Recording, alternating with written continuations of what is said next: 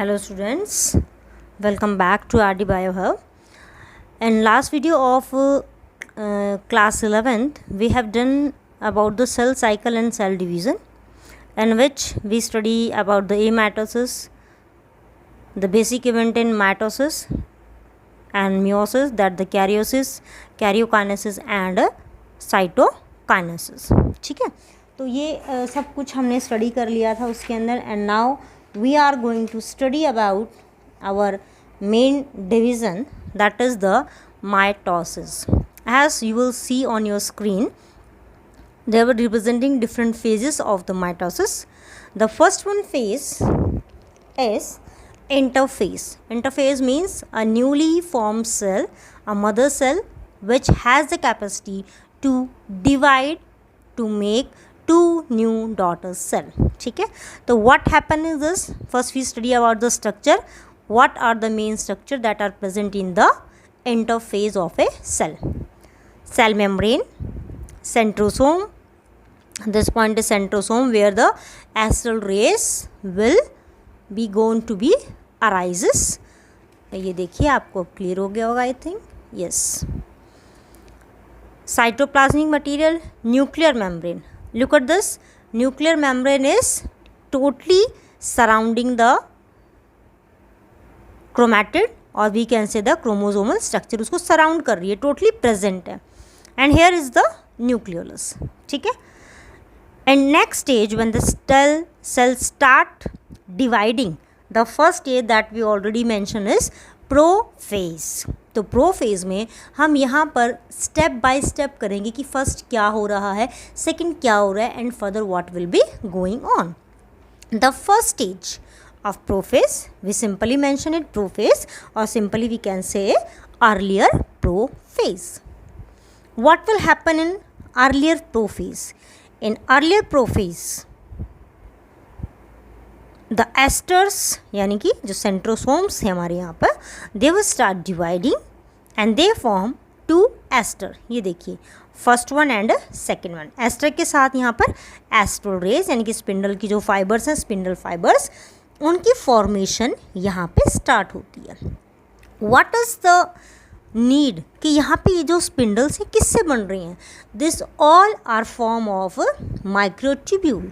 ठीक है, जो हम लोगों ने स्ट्रक्चर किया था cytoskeleton structure in chapter number 8, वहाँ पे हमने किया था कि माइक्रोट्यूब्यूल्स के बने होते हैं. ठीक है, और माइक्रोट्यूब्यूल्स किसके बने हुए हैं? This microtubules, these are made up of tubulin. ठीक है, ट्यूबुलिन के बनते हैं.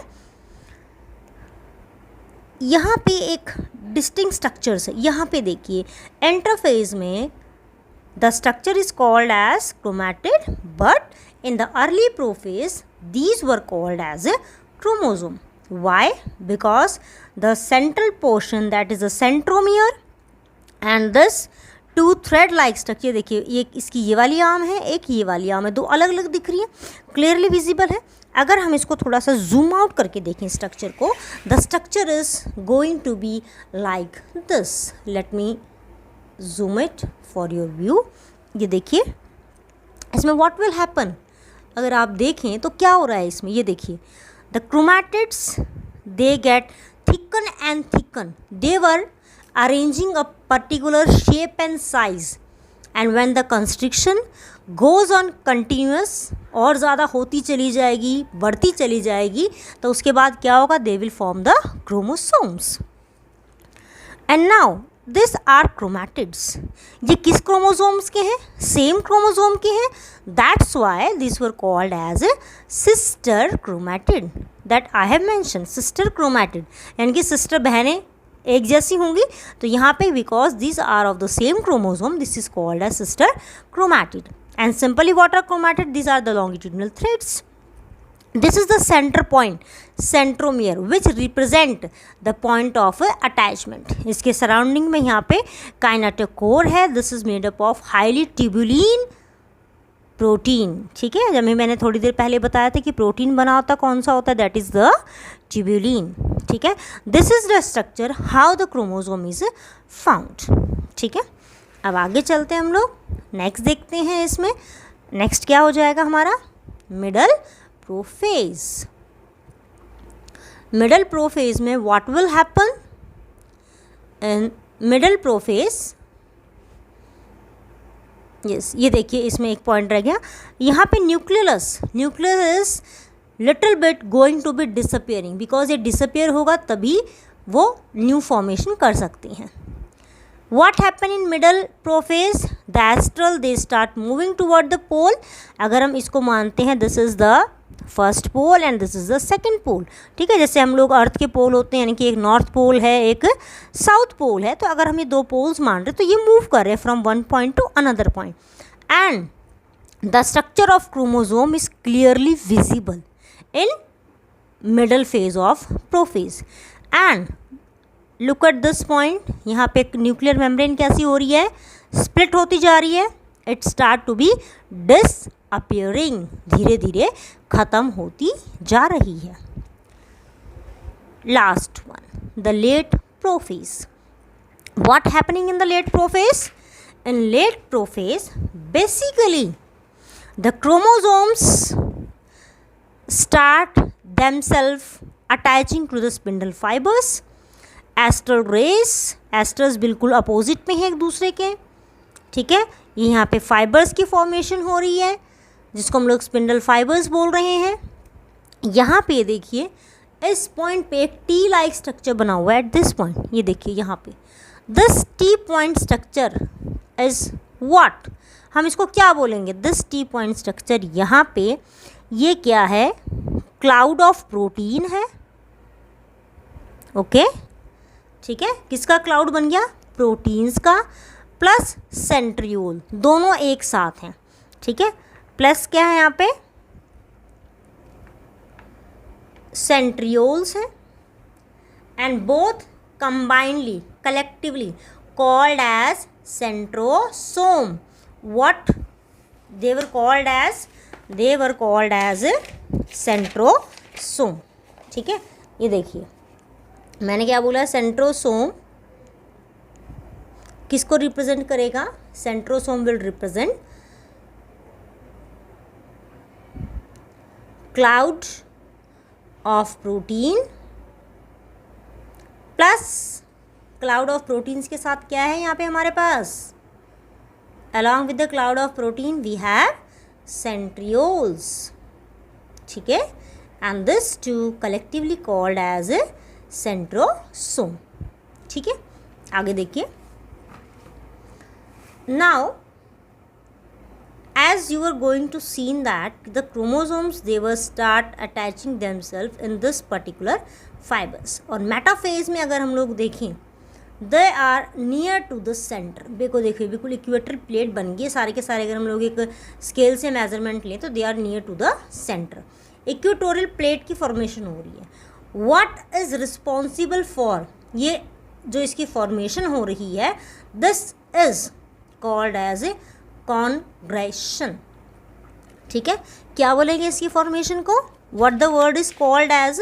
The word is called as, sorry इसको थोड़ा, यस अब आ जाएगा clear. This is called as congression. What do you mean by congression? This means bringing of, sorry, हाँ जी अब देखिए, हाँ अब देखिए होगा, सॉरी आज प्रॉब्लम आ रही है थोड़ी सी वीडियो में. Bringing of chromosome on equator of spindle. ठीक है, इक्वेटर ऑफ स्पिंडल की जगह अगर हम लोग लिखते हैं यहाँ पे एट इक्वेटर प्लेट तो ये भी हमारा करेक्ट होता है. ठीक है, यानी कि वो मेथड जिसके थ्रू क्रोमोसोम्स को ब्रिंग आउट किया जाता है, लाया जाता है उनको. ठीक है, जैसे हमारे घर पे अगर मान लो कोई गेस्ट आ जाते हैं तो we go to serve them. ठीक वैसे ही जब स्पिंडल फाइबर्स बन जाते हैं तो स्पिंडल फाइबर्स को सर्व किया जाता है क्रोमोसोम्स को कि भाई तुम लोग जाओ उसके पास अटैच हो जाओ. ठीक है, clear about this? Now we will going to study about the next stage. Yes. ये देखिए मेटाफेज में देखिए बेसिकली व्हाट विल हैपन, क्या हो रहा है यहाँ पे कि जितने भी क्रोमोसोम्स हैं वे अलॉन्ग विद द सेंट्रोमियर, ठीक है, जो काइनेटोकोर है सेंट्रोमियर है वो कहाँ पर अटैच हो गया, स्पिंडल फाइबर के साथ। ये देखिए सारे के सारे अटैच हैं, ठीक है, डिफरेंट शेप्स में अटैच है। Then next what will happen and next stage the anaphase. Anaphase में क्या हो जाएगा हमारा कि जो सेंट्रोमियर्स हैं ये देखिए ब्रेक हो गए, ये अलग जा रहा है, ये अलग जा रहा है, यानी कि इनकी जो कॉपीज तैयार हो रही थी सेंट्रोमियर्स की वो सेपरेट हो जाएंगी, अलग अलग हो रहे हैं दोनों, ठीक है। And why this will happen, this is due to the contractile fibres, जो प्रोटीन्स इसके अंदर प्रेजेंट है, प्लस जो काइनेटोकोर, ठीक है, ये जो अटैचमेंट है, ये जिस फाइबर के साथ अटैचमेंट है, जो एस्ट्रल रेज हैं, इनके माइक्रोट्यूब्यूल्स जो होते हैं वो इनको अपनी तरफ अट्रैक्ट करते हैं, खींचते हैं, ठीक है। That's why in the anaphase they will start separating, ठीक है। अब ये देखिए यहाँ पे ये जा रहा है अलग से, ये अलग से जा रहा है, ठीक है।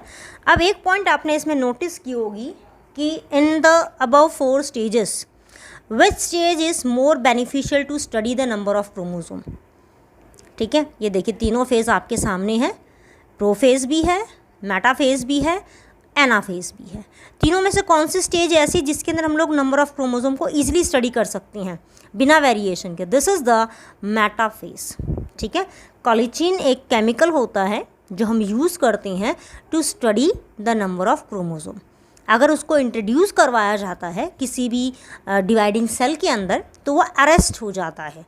अरेस्ट का मतलब कि जिस स्टेज में है उसी स्टेज में ख़त्म हो जाएगा, वहीं पे स्टॉप हो जाएगा, डिवाइड नहीं करेगा। इन दैट केस अगर कोई सेल मेटाफेज कंडीशन में था तो हम उसके क्रोमोसोम्स को बहुत इजीली स्टडी कर सकते हैं। क्रोमोसोम का शेप कैसा है, साइज़ कैसा है, वो कौन सा क्रोमोसोम स्ट्रक्चर शो करते हैं। हमने क्रोमोसोम के 4 स्ट्रक्चर किए थे, metacentric, sub metacentric, acrocentric and telocentric. तो कौन सा स्टेज है, कौन सा शो करेगा, वो इसमें हम बिल्कुल क्लियरली स्टडी कर सकते हैं। Okay, then next is the late anaphase.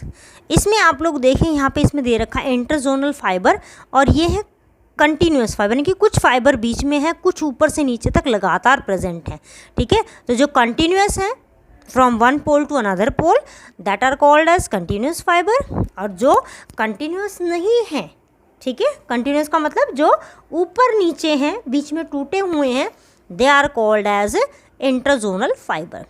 Late anaphase में क्या हो रहा है, what is going to be study, the chromosome they are near to the end, poles के पास है, ठीक है। जब ये इसके पास जाते हैं, डिवाइड होते हैं, then they divide in different shape. कौन से शेप होते हैं, अल्फ़ाबेट ABCD दोबारा पढ़ाने जा रही हूँ आपको।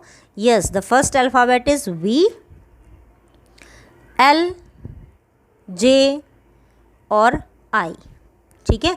ये 4 अल्फ़ाबेटिक ऑर्डर्स हम लोग फॉलो करते हैं, किसके लिए, when the chromosome start separating from the centre point, यानी कि मेटाफेज जो हमारी इक्वेटर प्लेट बनी है उससे जब सेपरेट करती हैं तो वो ये चारों में से कोई शेप लेती हैं, और इन चारों शेप को स्टडी करके फिर हम according to the point of centromere decide करते हैं कि वेदर दे आर मेटासेंट्रिक,